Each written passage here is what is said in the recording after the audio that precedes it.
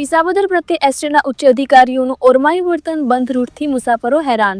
વિસાવદર એસટીના અધિકારીઓને પાપે મુસાફરો હેરાન.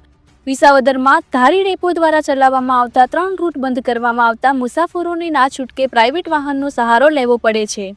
વાત કરવામાં આવે તો ધારી સત્તાધાર ભાવનગર વિસાવદરથી ભાવનગર જવા માટે એકમાત્ર સવારે 6 વાગે એસટીની બસ હતી.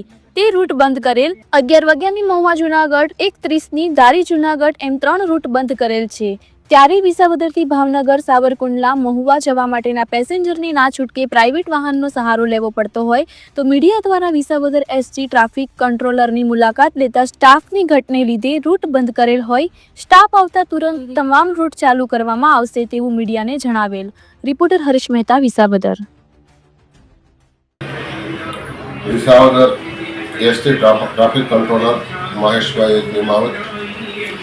આજે મારું રૂબરૂ ઇન્ટરવ્યુ ઘણા બધા કેટલાક એસટીના રૂટ બંધ બાબતે લઈ ગયા છે.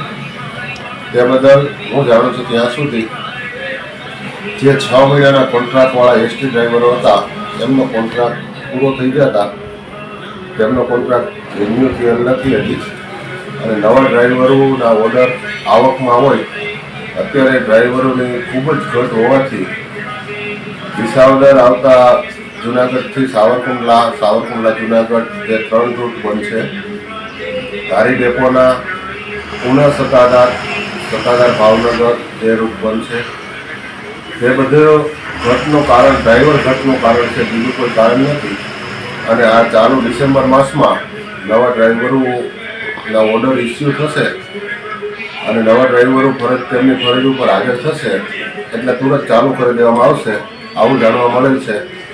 જેનો આપણે માનો કે 8-10 દિવસ કે 15 દિવસની પીરિયડમાં નવા ડ્રાઈવરો હાજર થઈ જાય અને મુસાફરોને પડતી હાલાકી દૂર થાય એવું ઈચ્છું છું.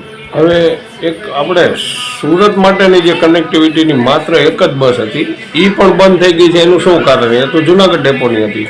એ પણ જુનાગઢ ડેપોમાંથી એકી સાથે 26 ડ્રાઈવરોના કોન્ટ્રાક્ટ પૂરા થઈ જતા એમને છૂટા કરેલ છે અને એમને પણ ડ્રાઈવરોની ઘટને કારણે જુનાગઢ વિસાવદર સુરત હાલમાં બંધ છે. હવે ક્યારે આ રૂટ બધા ચાલુ થાય ને પેસેન્જરને સુવિધા મળશે? હા, એ પણ નવા ડ્રાઈવરો હાજર થશે એટલે ફરી એ રૂટ શરૂ કરવામાં આવશે.